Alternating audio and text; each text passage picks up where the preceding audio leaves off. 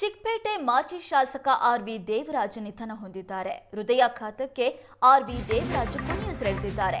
ಕೆಲಸದ ನಿಮಿತ್ತ ಮೈಸೂರಿಗೆ ತೆರಳಿದ್ರು. ಆ ಸಂದರ್ಭದಲ್ಲಿ ಹೃದಯಾಘಾತ ಸಂಭವಿಸಿದೆ. ಖಾಸಗಿ ಹೋಟೆಲ್ನಲ್ಲಿ ತಂಗಿದ್ದ ದೇವರಾಜ್ಗೆ ಹೃದಯಾಘಾತ ಆಗಿದ್ದು ತಕ್ಷಣ ಮೈಸೂರಿನ ಜಯದೇವ ಆಸ್ಪತ್ರೆಗೆ ಕೊಂಡೊಯ್ಯಲಾಗಿತ್ತು. ಆದರೆ ಚಿಕಿತ್ಸೆ ಫಲಕಾರಿಯಾಗದೆ ಜಯದೇವ ಆಸ್ಪತ್ರೆಯಲ್ಲಿ ದೇವರಾಜ್ ನಿಧನ ಹೊಂದಿದ್ದಾರೆ. ಇದೀಗ ಕುಟುಂಬಸ್ಥರು, ರಾಜಕೀಯ ಗಣ್ಯರು ಕಂಬನಿ ಮಿಡಿತಾ ಇದ್ದಾರೆ. ಆರ್.ವಿ. ದೇವರಾಜ್ ಮಾಜಿ ಶಾಸಕರಾಗಿದ್ರು.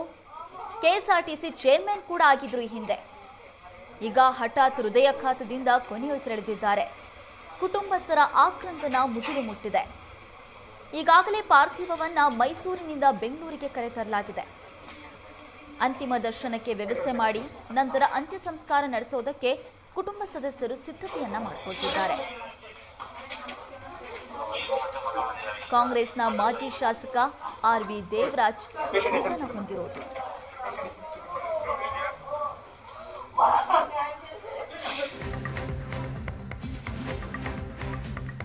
ಕಾಂಗ್ರೆಸ್ನ ಮಾಜಿ ಶಾಸಕ ಆರ್.ವಿ. ದೇವರಾಜ್ ನಿಧನ ಹೊಂದಿದ್ದು ಬೆಂಗಳೂರಿನ ನಿವಾಸದಲ್ಲಿ ಅಂತಿಮ ದರ್ಶನಕ್ಕೆ ವ್ಯವಸ್ಥೆ ಮಾಡಲಾಗಿದೆ.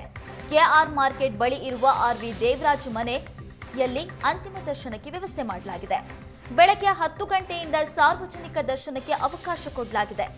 ಜೆಸಿ ರಸ್ತೆಯ ದೇವರಾಜ್ ಕಚೇರಿ ಬಳಿ ದರ್ಶನಕ್ಕೆ ವ್ಯವಸ್ಥೆ ಮಾಡಲಾಗಿದೆ. ಬಲಿಜ ಸಂಪ್ರದಾಯದಂತೆ ಅಂತ್ಯಕ್ರಿಯೆ ನಡೆಯಲಿದೆ. ಆರ್.ವಿ. ದೇವರಾಜ್ ನಿಧನಕ್ಕೆ ರಾಜಕೀಯ ಗಣ್ಯರು ಸಂತಾಪ ಸೂಚಿಸಿದ್ದಾರೆ. ಡಿಸಿಎಂ ಡಿಕೆಶಿ ಸೇರಿದಂತೆ ಹಲವು ನಾಯಕರಿಂದ ಶ್ರದ್ಧಾಂಜಲಿ ಸಲ್ಲಿಸಲಾಗಿದೆ.